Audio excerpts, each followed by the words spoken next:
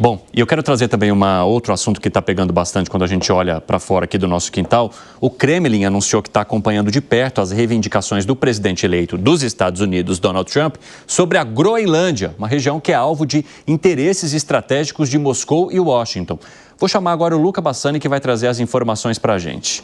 Ô, Luca, essa declaração de Trump deixou o governo russo meio de cabelo em pé, de sobreaviso. Conta aí o que rolou. Bem-vindo.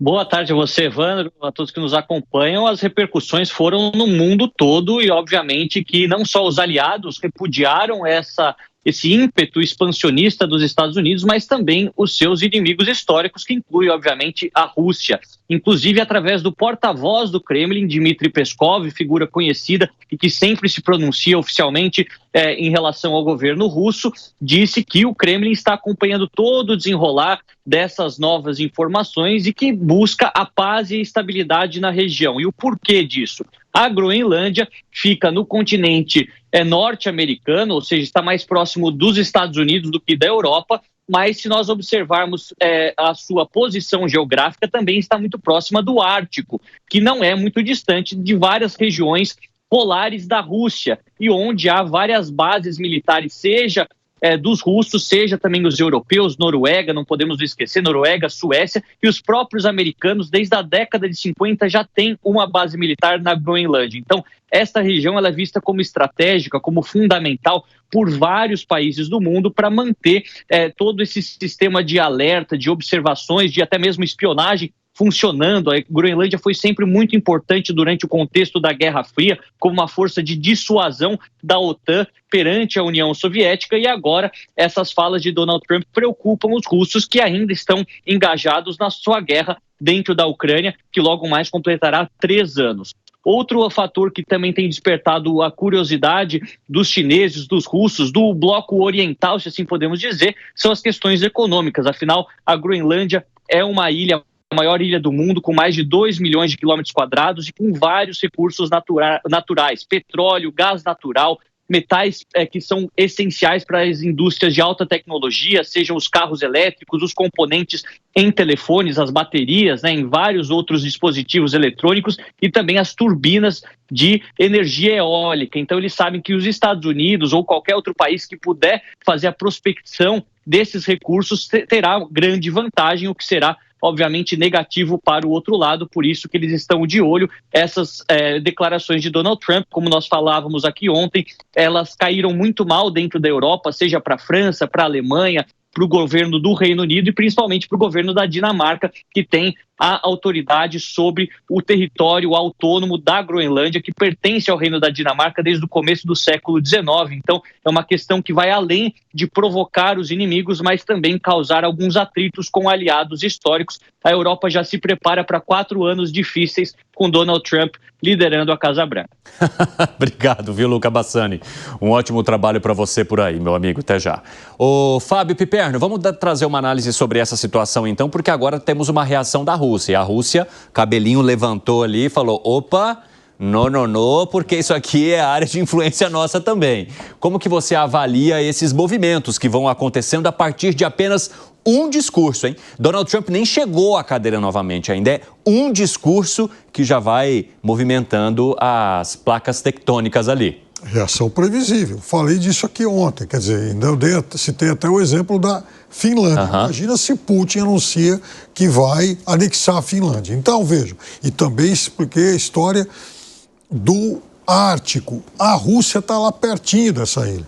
Então, à medida em que em boa parte do ano, o degelo abre rotas, inclusive para navegação lá naquela região, então isso ganha maior interesse econômico, inclusive, e até mesmo logístico.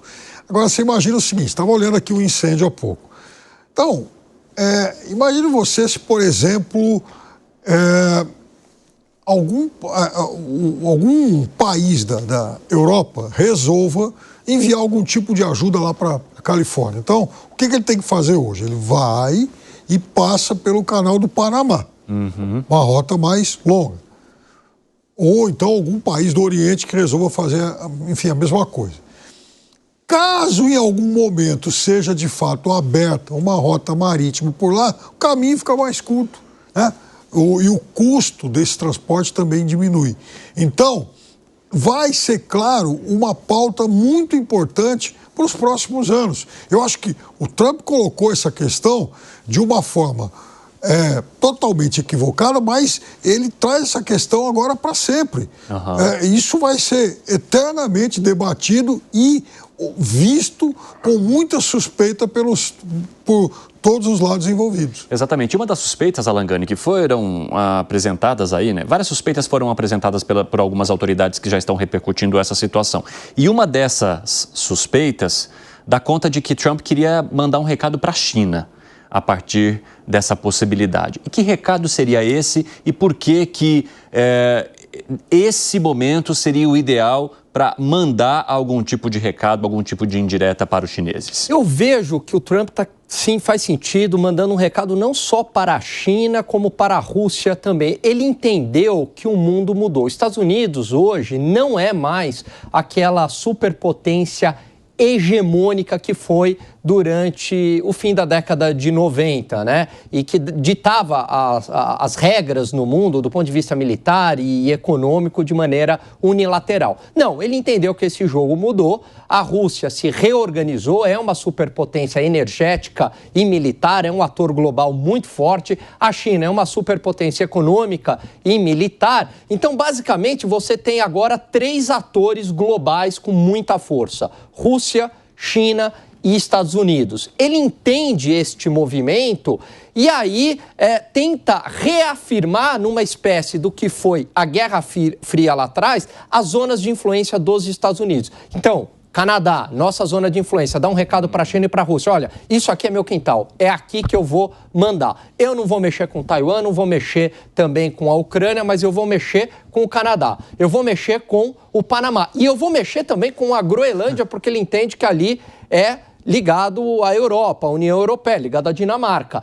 E também mostra o enfraquecimento da Europa. Hoje, ninguém dá mais bola para a opinião da Europa. A Europa perdeu relevância no mundo do ponto de vista econômico e geopolítico. Então ele reafirma, né, a política do Big Stick, do grande porrete norte-americano, neste mundo novamente polarizado, nessa nova Guerra Fria do século XXI. Você acredita também, Zaccarino, que a Europa e a força de influência dela foi se desidratando ao longo dos últimos tempos? E por isso que leva agora a uma manifestação de Trump sem certa preocupação com a maneira como as autoridades europeias receberiam isso? Eu não tenho dúvidas que sim. E os números demonstram. Se você pegar em termos econômicos, você tem um mundo dividido ali entre Estados Unidos e China. E, mais uma vez, a Europa, os países da Europa, eles não conseguem, se não em conjunto, por intermédio da União Europeia, bater de frente. Mas não se trata disso só. Trata-se também da questão geopolítica. Eu acho que o fator preponderante é, sim, de mostrar para o mundo que os Estados Unidos retornou. Durante o período do governo de Joe Biden, você não via nenhum tipo dessas falas. Por mais que essas falas, elas soem como um absurdo, elas podem ser utilizadas como estratégia de negociação do grande empresário que foi Donald Trump, que ele tem esse poder de negociação para poder falar uma bravata e depois oferecer um valor de compra, talvez para a Groenlândia. Não se sabe nem ao certo se vai conseguir, mas o que importa nesse caso é o cenário geopolítico. Os Estados Unidos, ele está mostrando para o mundo que os Estados Unidos voltou para ficar. Ele vai colocar a base militar, ele vai interferir na guerra da Rússia com a Ucrânia, ele vai interferir lá no Oriente Médio, a região de Taiwan. Agora não lembro se foi o Wallace, foi o Piperno que falou que ele não vai fazer. Eu acredito pelo contrário, ele vai manter ali, ele vai colocar suas bases militares de forma posicionada, tudo para mostrar para a China que ela tem que ter paciência e cautela em termos econômicos, porque não é bem assim que a banda toca quando tem um presidente de pulso firme. A gente viu isso aqui no Brasil. Quando o presidente era Bolsonaro, o Brasil ele tinha um posicionamento muito mais firme em termos de geopolítica. Hoje, eu acredito que a gente voltou ao status quo-ante, aquele status anterior, que a diplomacia brasileira se mantém mais neutra. Daí é um caminho também, mas eu sempre sou a favor de posicionamentos maiores, por exemplo, do Brasil, e os Estados Unidos com Trump vai se posicionar assim. Bom, já vi que os dois divergem de você. Fala, Gani, Zagarino, por quê? Permita-me discordar aqui de você. Não precisa nem pedir permissão, você está aqui para isso. Como ele é novo aqui no programa, a gente trata com mais jeitinho. Agora, se já fosse o Piperno... Já ia para paulada. Vai.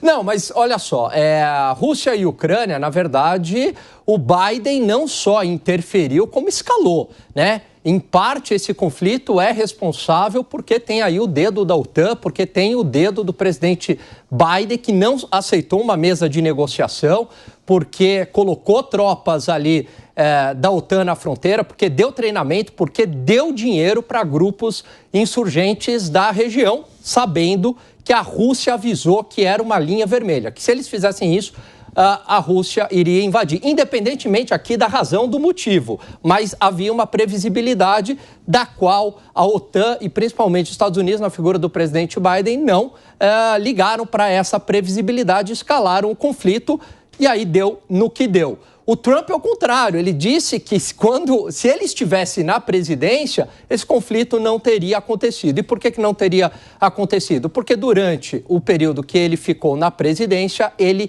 não escalou o conflito, pelo contrário, tinha uma boa relação com o Putin, entendendo que ali é zona de influência do Putin, eu não vou me meter. Historicamente, a zona de influência deles não traz ganhos para os Estados Unidos ser a polícia do mundo naquela região. Em relação a Taiwan, quem escalou foi aquela visita da Nancy Pelosi desnecessária na ilha de Taiwan, provocando uma reação da China, né? Também completamente desnecessário. Qual foi o ganho dos Estados Unidos fazerem aquilo? Então eu vejo que, na verdade, o Trump entende muito bem que os Estados Unidos enfraqueceram em relação ao que eram na década de 90. E agora, eu vou reafirmar a minha força aonde eu tenho zona de influência, mas eu não vou mexer em vesperos porque eu entendi que China e Rússia também são superpotências. E para você, Piperno, o que parece? O que ele fez nessa semana aqui, nenhum grande líder ocidental fez com nações amigas desde Hitler nos anos 30, 40. Ou seja, em poucos dias ele falou em anexar o Canadá, invadir o Panamá e tomar a Groenlândia. E todos com parceiros, né? Todos com parceiros. Quer dizer... Europa então, uma parceira, Canadá um parceiro. Qual a perspectiva? Que mundo é esse? Quer dizer, porque ele é presidente de um país importante, o maior país do mundo, tal, com que direito? Primeiro que isso é um estupro do direito internacional. Pera lá, qual é o poder que ele tem? Qual é o tipo de autonomia que qualquer governante tem, por exemplo, para falar, eu quero pegar a Groenlândia para mim. Olha, eu quero anexar o Canadá. Olha, o canal do Panamá, que nós tivemos que devolver seguindo um tratado internacional, nós queremos de volta. Que mundo é esse? Agora, não vamos esquecer que um ano atrás, de fato, ele aterrorizou os europeus com uma outra reflexão. Ele disse o seguinte, olha, ou vocês resolvam esse negócio da Ucrânia, ou então não contem comigo se o Putin for para cima da Europa. Ele falou isso. Ele fez essa ameaça. Olha, se vocês continuarem ajudando a Ucrânia, o problema de conter o Putin é de vocês, não é meu. Então, ele está há 11 dias da posse. Não prevejo dias muito tranquilos. Mas veja, Piperno, eu não estou discordando do que você pontuou, nem do que o Alan Gani pontuou. Eu só estou dizendo que essas alegações de Trump servem muito para especulação, para abertura desse debate. Se ele tivesse invadido... Não tem, eu concordo com você, ele não tem essa legitimidade. Porém, se ele tivesse invadido a Groenlândia, nós estaríamos aqui criticando. É a mesma coisa. Que não é permitido. Ou seja... Mas significa, o que eu quero dizer... Piperno, olha o precedente. A abertura de um debate. Ele pode agora... Não tem que existir debate em relação a isso. Mas aí a gente não consegue controlar Trump. A gente está aqui para conseguir identificar onde ele quer chegar com essas falas absurdas dele. Nós estamos condenando a fala dele, mas a gente está tentando entender os motivos pelos quais estão por trás dessa fala absurda, que talvez seja uma oferta de proteção militar para a Groenlândia, um aumento de poderio bélico militar para a Europa. A Dinamarca não foi pedir isso. A gente tem que tentar entender aqui, esse é o nosso papel como comentarista, e é fazer essa análise. É entender o porquê que ele fala tanta groselha. É absurdo. Porque ele é um absolutista também. Agora imagina, por exemplo... Ele não vai invadir lá. Tomara que não, né? Agora, eu não sei. Porque imagina o seguinte... Ele é o presidente do maior país do mundo, então ele nem tem o direito de sair falando isso.